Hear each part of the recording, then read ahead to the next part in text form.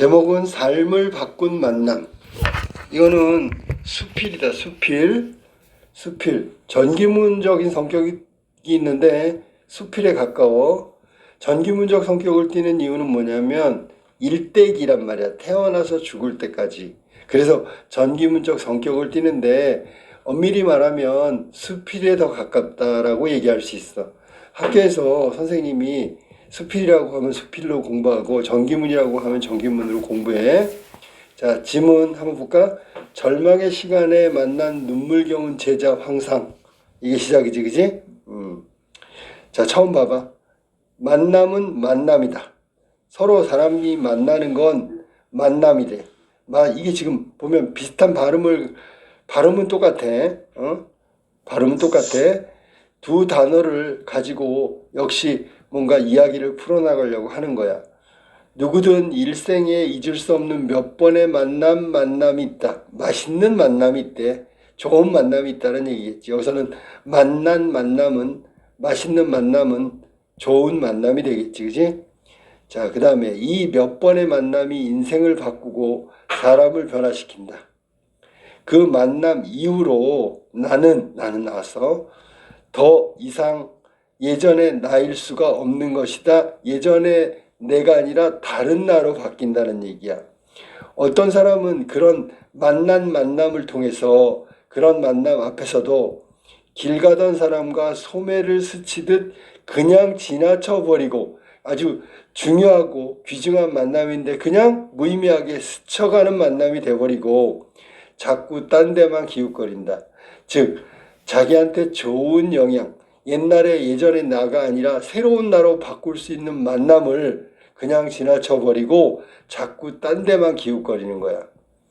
물론 모든 만남이 맛있는 만남은 아니다. 소중한 만남은 아니지, 그지? 만남이 맛있으려면, 소중하려면 그에 걸맞는 마음가짐이 있어야 된다. 즉, 만나는 사람의 마음가짐이 중요하다. 그래야 맛있는 만남이 된다. 자, 한자성어 중에 고장난명이라는 한자성어가 있는데 고장난명이 뭐냐면 한 손으로는 박수를 칠 수가 없어. 소리가 안 난다는 얘기야. 그러니까 소리가 나려면 양손이 마주쳐야 된다는 얘기지. 고장난명은 손바닥 하나 가지고는 소리를 내기가 어렵다라는 뜻이고 외손뼉만으로는 소리를 짝짝 박수를 칠 수가 없다라는 뜻이야. 그 얘기는 양손이 부딪힌다는 게 일방적으로 하나가 아니라 양쪽 두 사람 모두의 노력이 필요하고 두 손이 마주쳐야지만 소리가 나는 것처럼 두 사람의 만남이 서로의 노력을 다했을 때 훌륭한 만남이 되고 고장난명이 일어나지 않는다라는 거야. 자, 그 다음에 한 번의 만남으로 삶 자체가 달라지는 만남. 아주 소중한 만남이지. 한 번 딱 만났는데 완전히 인생이 달라져. 아주 그거는 맛있는 만남이지, 그지? 그런 만남을 생각할 때면 떠오르는 얼굴이 있다. 자, 이제 슬슬 나온다. 다산 정약용과 그가 강진의 유배 생활을 하던 시절의 제자인 황상이다. 다산과 황상의 만남은 위에서 말한 대로 맛있는 만남이다. 시골의 학구는 열심히 연구하는 거, 공부하고 불과했던 황상이 쓴 문집 치원유고, 유고는 죽은 다음에 내는 책이니까 치원이 아마 황상일 거야. 뒤적일 때마다 나는 시도 때도 없이 가슴이 뭉클해진다. 자, 왜 뭉클해지는지 이제 설명해 주겠죠. 황상은 15살 나던 1802년 10월에 다산을 처음 만났다. 이게 만남의 그날이란 말이야. 1802년 10월 달에 처음으로 만난 거지. 스승님인 정약용을 처음 만난 거 황상이. 당시 다산은 강진으로 유배, 귀향을 와 있었다. 처음 강진에 도착했을 때 사람들이 모두 겁이나 문을 꽁꽁 닫아 걸고 받아주려 하지 않아. 왜냐하면 이때 정약용이 상소를 올렸다가 모함을 받아가지고 유배를 간 거야. 그래서 정약용을 잘 해주면 정약용하고 같은 편이다. 그래서 고초를 당할까봐 사람들이 겁을 먹고 문을 다 닫아버린 거야. 그는 하는 수 없이 동네 주막 방 한 칸을 빌려 기식하고 있었다. 우리 기생충 안에 기자인데 빌어먹고 있었다 그런 얘기인데, 동네 주막에 방 한 칸을 빌린 건 누구냐면 정약용이다. 알았지? 정약용이 유배지에 가서 살아야 되는데 아무도 방을 빌려주지 않으니까 어쨌거나 잠을 자야 되니까 주막집 옆에 방 한 칸을 빌려서 생활하게 된 거야. 자, 그래갖고 기식했다 그랬으니까 기숙은 원래 기생충 하는 그 기자하고 똑같은 거야. 자, 그 다음에 한번 볼까? 이렇게 해서 첫 번째 황상과 다산이 처음 만났을 때 얘기를 지금 시작했어. 자, 중간 부분으로 갈게. 황상은 강진고을의 아전은 하급관리지, 그지? 아전의 자식이었다. 황상은 그러니까 신분이 그렇게 높진 않았네. 서울에서 온 훌륭한 선생님이 아전의 아이들 몇을 가르친다는 말을 듣고 용기를 내어 주막집을 찾았다. 그렇게 며칠을 내쳐 계속해서 찾아가 쭈뼛쭈뼛 엉거주춤 글을 배웠다. 7일째 되던 날 다사는 수업을 마친 황상을 따로 불러 앉혀놓고 말했다. 자, 따로 뭐라 하냐면 공부를 열심히 해서 훌륭한 사람이 되어야지. 이거 따로 얘기했다는 건 황상의 재주나 능력을 조금은 인정했다는 거지, 그지? 그랬더니 황상이래. 하지만 선생님, 저는 머리도 나쁘고 앞뒤가 꼭 막혔고, 이게 융통성이 없다는 얘기야. 분별력은 이것저것 구분하는 거, 이런 것도 모자랍니다. 저도 공부할 수 있을까요? 이 말 자체를 보면 황상이 대단히 뭐 머리가 나쁠 수도 있겠지만 겸손하다고 볼 수 있어. 자, 그래서 자기에 대한 판단을 정확하게 하고 있기 때문에 겸손하고 신중한 어떤 성격을 보이고 있는 황상이야. 그랬더니 잔뜩 주눅든 소년은 황상이고 다사는 길을 북돋아 주었다. 너도 할 수 있어. 그럼 할 수 있고 말고, 항상 문제는 제가 민첩하다고 생각하고, 그러니까 자기가 잘났다고 생각하고 청명하다고 생각하는 데서 생기는데, 너는 지금 스스로 단점을 얘기하고 있으니까 너는 충분히 할 수 있다 그런 얘기고, 한 번만 보면 척척 외우는 아이들은 그 뜻을 깊이 음미할 줄 몰라. 금세 잊어버려. 한 번 보고 잘 아는데 오래 못 가. 뜻을 잘 몰라. 제목만 주면 글을 지어내는 사람들은 똑똑하다고 할 수 있어. 하지만 저도 모르게 경박하고 가볍고 들뜨게 되는 게 문제다. 너무 지나친 자신감, 너무 경솔한 태도, 이게 문제야. 그래서 황상은 정반대니까. 한마디만 던져주면 금세 말귀를 알아듣는 사람들은 곱씹지 않고 깊이가 없지. 황상하고 반대되는 사람, 똑똑한 사람들은 말귀를 알아듣는 대신에 곱씹지 않고 깊이가 얕아. 너처럼 둔한 아이가 꾸준히 노력한다면 얼마나 대단하겠니?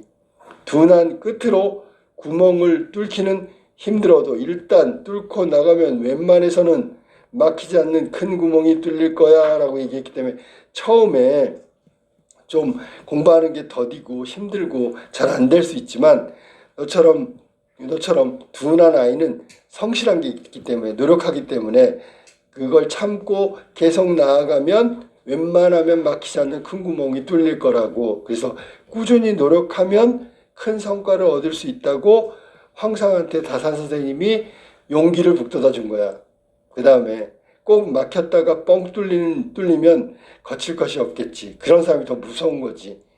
미흡한 것을 닦고 좀 모자란 것을 닦고 또 닦으면 마침내 그 광채가 눈부시게 될 거야. 너 같은 사람은 마지막에 광채가 눈부시게 될 거야. 이렇게 용기를 북돋았다고.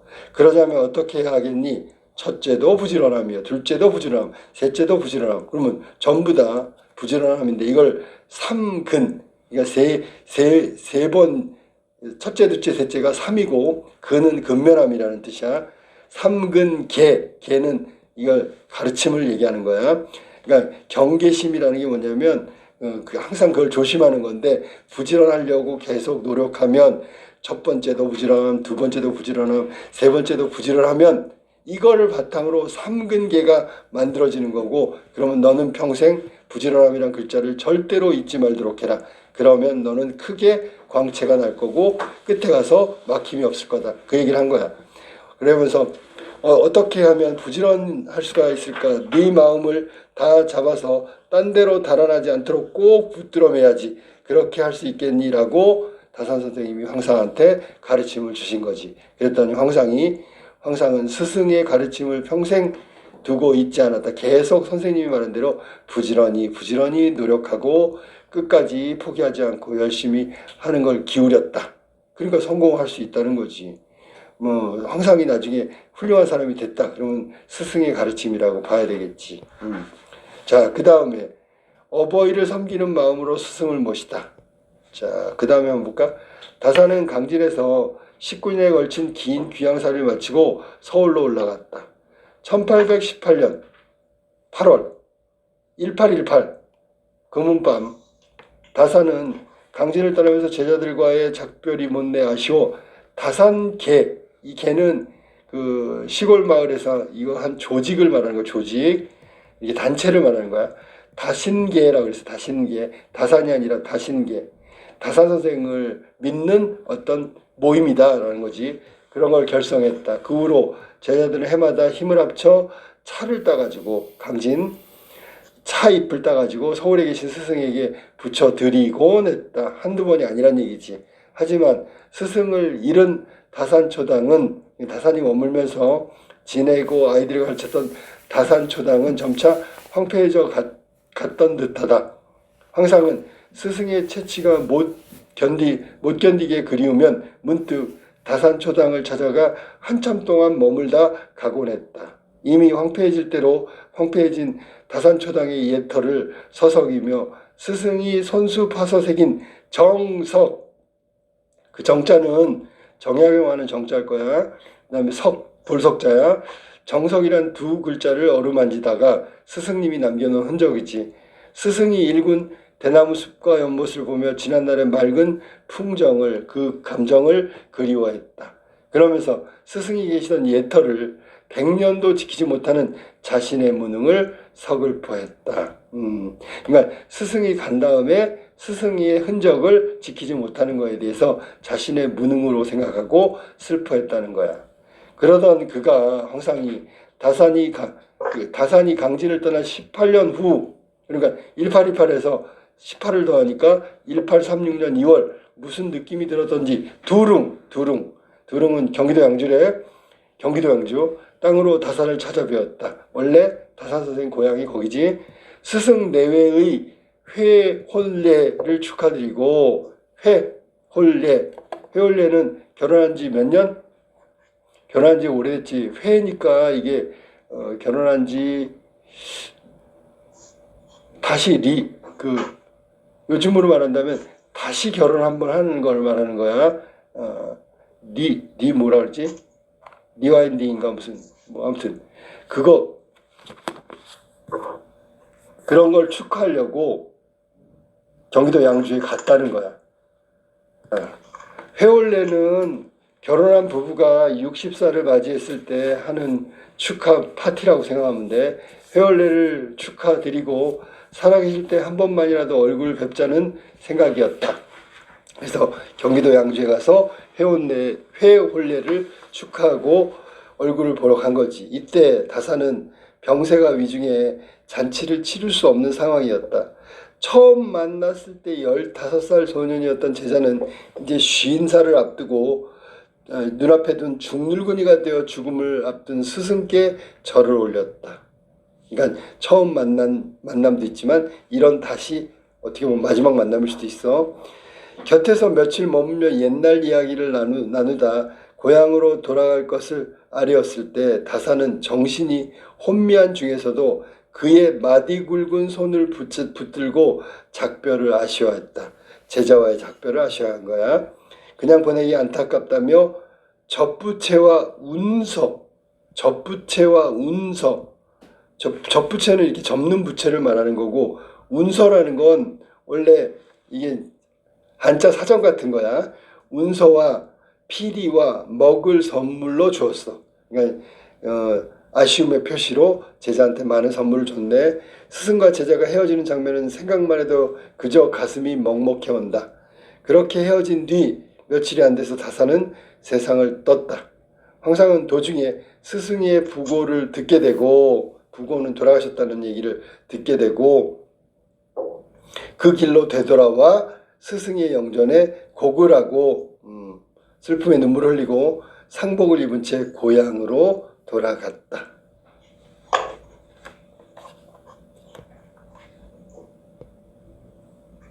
이제 마무리해야 되겠네.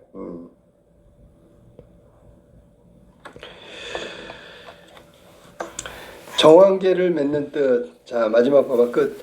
황상은 스승의 10주기를 맞아 다시 두릉 경기도 남양주에 찾아갔다. 다산의 아들 정학연, 이 사람은 10년 만에 기별도 없이 불쑥 나타난 황상을 보고 밑줄 줘봐. 신을 거꾸로 신고 마당으로 뛰어내렸다. 이거 반가움이지, 반가움. 자, 아버님의 제자가 찾아왔단 말이야. 10년 만에 막 신발을 거꾸로 신고 뛰어나간 거지. 황상은 이제 예순을 눈앞에 둔 늙은이였다. 꼬박 18일을 걸어가지고 스승의 묘 앞에 섰다. 검게 그을린 얼굴에 부르튼 발을 보고 정학연 아들은, 정혜경의 아들은 아버지의 제자의 손을 붙들고 감격해서 울었다. 그러니까 아버지가 돌아가셨는데 제자가 아버지인 스승을 잊지 않았다는 것이 너무 고마웠으니까 저렇게 감격해서 울고 있는 거야. 그의 손에는, 황상의 손에는 그 옛날 스승이 주셨던 그 젖부채가 들려 있었다. 이 얘기는 스승님을 잊지 않고 있다는 거지. 아들은 아버지가 그립고 제자는 두터운듯이 고마워 늙어 떨리는 손으로 아버지의 부채 위에 시를 써 주었다. 아들이 시를 써 준 거야. 늙어 떨리는 손으로 아버지의 부채 위에다 시를 써 주었다. 그러고는 정씨와 황씨 두 집안의 간에 계를 맺었어. 그러니까 정씨와 황씨니까 정황계지, 그지? 이제부터 자손 대대로 우리 오늘의 이 아름다운 만남을 기억할 것을 다짐했다. 그 정황계안, 황상의 문집에 실려 있다. 황상과 정약용의 아들 정학연, 정학유 형제의 아들과 손자의 이름과 그 다음에 자는 또 다른 이름이야. 어릴 때 부르는 이름. 생년월일을 차례차례 적은 뒤 끝에다가 이렇게 썼다. 뭐라고 썼냐면 이것은 우리 두 집안의 노인의 성명과 자손의 이름을 적은 것이다. 정학연은 아들이지. 다산 선생님 아들은 눈이 침침한 눈으로 천리 먼 길에 써서 보낸다. 두 집안의 후손들은 대대로 신의를 맺고 우의를 다져 갈진저 가야 되고 계를 맺은 문서를 제군들에게 돌리노니 삼가 잃어버리지 말아라. 그러면서 두 집안의 어떤 인연, 맺음 이런 것들 대대손손 이어가겠다는 표시를 한 거야. 그러니까 여기서의 만남은 정학용과 황상의 만남이 그 다음에는 정학용의 아들 손자와 황상의 아들 손자의 만남으로 대대손손 이어지는 거지. 자, 이해가 1848년 이때 정학연은 66, 황상은 61. 그 옛날 더벅머리 소년에게 던져준 오로지 부지런하면 된다는 스승의 따스한 가르침은 이렇게 한 사람의 인생을 근본적으로 뒤바꿔 놓았다라고 되면서 정황계를 맺고 다산과 만남이 이렇게까지 이어진다는 것, 이게 만남이라는 것이 정말 맛있는 만남이라는 얘기고 가치 있는 만남이 된 예를 갖다가 다산과 황상의 만남으로 이야기하고 있는 거야. 이게 마지막이네. 아까도 얘기했지만 이건 수필적 성격이 강한 것이고 다산과 황상이라는 제자의 만남을 이 대대 그 다음 때까지 이어가는 맛있는 만남을 소개한 글이야. 이 글은 있잖아. 다산 정약용이 전라도 강진에 유배 갔을 때 제자 황상을 만나는 건데 이런 걸 에피소드 1화라고 하는 거야. 1화를 시간 순서대로 했다. 그 시간 순서 때문에 전기문이라고도 볼 수 있다는 거지. 그렇지만 여기서는 수필을 보는 게 맞다. 그 다음에 다산과 황상의 인연이 중심이고 거기에 글쓴이의 어떤 평가나 비평이 포함되어서 이야기가 전개된다. 이게 지금 삶을 바꾼 만남의 내용이야.